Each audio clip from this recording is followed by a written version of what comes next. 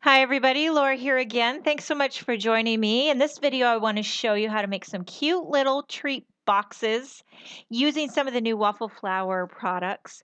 And this is so fun. My lovely and talented friend Nina, I love what she has done. And she sent me a few little goodies to play with. So I'm starting with this 6 1/4 inch square piece of red cardstock. This is Simon Says Stamp cardstock. And I'm using my envelope punch board.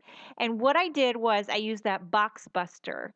I've talked about that before, and I'll put a link on my blog. This box buster, it tells you whatever box you want to make, it tells you the size. So it gives you the 6 1/4 inch square piece of cardstock, and then your first punch is going to be 1 3/4. So you can see I lined that up at 1 3/4. So you punch it and you score it. And then now the next, sorry, I got a little crazy with the zoom on my camera.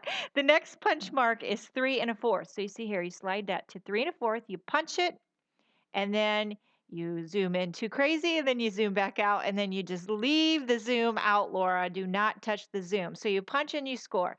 So now once you've got your two score marks there, everything else is easy peasy lemon squeezy. All you do is line up with the existing lines, and you punch and you score. And then you slide it over to the next line and you punch it and then you score it. And then you just keep rotating the next two sides, doing exactly the same thing. And next thing you know, bada boom, bada bing, you got an awesome little gift box. And you can make any size box you want. It's so fabulous. So, what I did was I made my box to coordinate with this Santa add on surface tag die. It's like this little tag set that makes this little cute little Santa beard and Santa's belt. And I want to make my box to fit that perfectly. So once you get your cardstock all scored and punched, what I like to do is take my little what is this thing called? I don't know. It's a corner punch. It's by We Are Memory Keepers, and there's two different sizes, like a 1/2 inch and a fourth, and I don't even know which one I use because really doesn't matter. But I just like to round all my corners. I do that when I make my envelopes too. I always round my corners because they're pretty sharp. And, anyhow, I like to round them. So now you go around and you score. Very important to score all your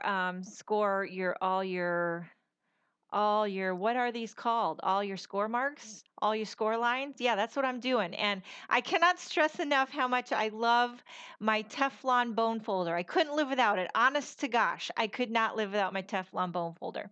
So now we got everything all prepped. We're just going to cut slits on each side there so we can create our box. You have to have slits on those particular sides so they can fold in. And then we will begin to adhere it all together. I'm going to use some super duper sticky score tape. And I want to show you too before I adhere this all together. You can see that when I fold it up, my flaps are almost a little bit too long. See, it kind of hangs over. So I'm going to trim that off. This is really simple and easy to do. What I did was I took my pencil because I wanted to kind of line it up where the right there. I want to line my cut mark up to be about where my finger is. So I made some little tick marks, and then I'll just pull out my little paper trimmer and trim off that little excess. See how I fold this over so now you got a flat edge so you can make sure that your trimmed edge is nice and straight and parallel and like that. I'm going to do that to both sides because they're both going to hang off and be equally too long. So you can see there now I've got that trimmed off and it will line up just perfectly and be awesome. When I get excited, I like to try to talk in my New York or my Boston accent. And I know it's probably not very good, but I do it sometimes. I tell the kids, walk the dog and have a cup of coffee. So here we go. We're going to trim off that excess. And this actually was kind of a long video. So if I get rambling and I get babbling, I apologize. I apologize now for the craziness that might happen within this long video. And I didn't realize how long this was until I realized, gosh, making these boxes kind of takes a lot of explanation, I didn't want to cut out too much that might make it confusing. So here we are. Box is all prepped and ready to rock and roll. We're taking out my 1/4 inch score tape. This is great to use. You could use Tombow Mono or glue, but this just works instantly. You don't have any oozing factor going on. and it holds it nice and steady. You could put so many different things in these boxes. I love making little gift boxes. What I have on hand half the time is candy, and especially we give them to the teachers. I know a lot of my kids especially love chocolate. So that could be something you could give them any time of the year, just a little chocolate treat. Or you could put some, you might be able to make one of these to fit a gift card if the dimensions were correct. And you could put in a cute little jewelry, earrings, something fun like that. You know what else would be cute? My kids love these. And even my girls play with, well, not the older ones, but my young little Emma. She plays with the little Matchbox cars. We have a whole, I have like a book bag, an old book bag, and it's full of cars. You know how you just accumulate cars after a while? You get, well, maybe you don't, but we have a ton of these Matchbox cars. And I was just thinking that this little box could fit a Matchbox car. Wouldn't that be a cute little gift for a boy or a girl? Hey, just keeping it equal. But I don't know. My brain just starts brainstorming there what all can fit in these cute little boxes.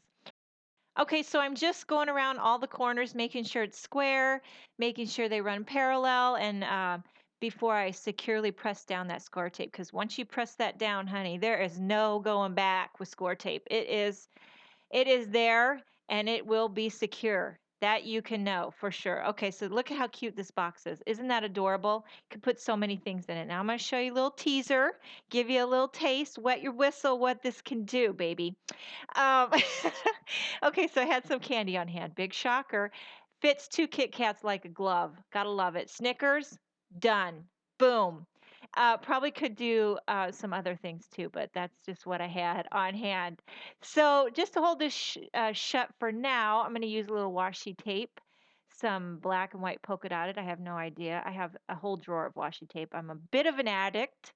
But I do use it. I'm telling you, I use it. I use it on all my envelopes and stuff like that. Okay, so now here's what I'm gonna do to dress up my red box. Here's the little Santa beard. This is the Surface Tag Dye Santa add-on. This is so fun. It coordinates with the Surface Tag from Waffle Flower. You can dress up your tag to make it look like a little Santa, but you can also turn over that Santa beard, flip it over, and it looks like a snowy hill. Really cool, fun, but I'm doing Santa, and now I'm doing his little buckle. How cute is this buckle? You put that in, and you thread it and put it on there like that, and then I'm just gonna flip it over, add some Tombow Mono, glue that puppy down, and you have a close-up on Santa. I love this. So like modern and hip. It almost looks like something you get at Target. You know what I mean? It's really fun. Now, I did another box in green, and I'm going to make this more of a Thanksgiving favor, something that maybe you'd put on the Thanksgiving, place card for everybody. What I did was I took the sentiment from the giving thanks. I masked off the little leaves that are in the top of that sentiment. I masked it off with some post-it tape because I'm going to add my leaves later. I just wanted the give thanks part, and I am putting that on the holiday label die. I went ahead and pre-cut that cute little label die, which will fit perfectly on my little green box. Now I'm doing some rock and roll with the leaves. These leaf images also come in the giving thanks stamp set. So look at that rock and roll leaf. And I went ahead and did a few more. I'm just taking some paper tray ink colors, and first I ink it up in a lighter, and then I rock it in a darker. And if I had some Joan Jett music, I'd put it on right now where she's singing, I love rock and roll. Put another dime in the jukebox, baby. I love that song. I used to have that cassette tape back in the day. And but now instead of rocking out to Joan Jett, I do my rocking and rolling over in my stamping area. Yeah, times have changed.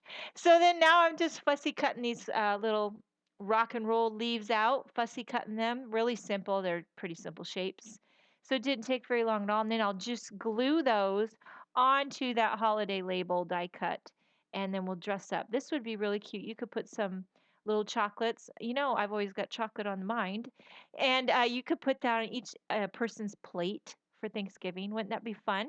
And that is all there is. Hope you give these boxes a try. Thank you so much for joining me, and I will see you next time.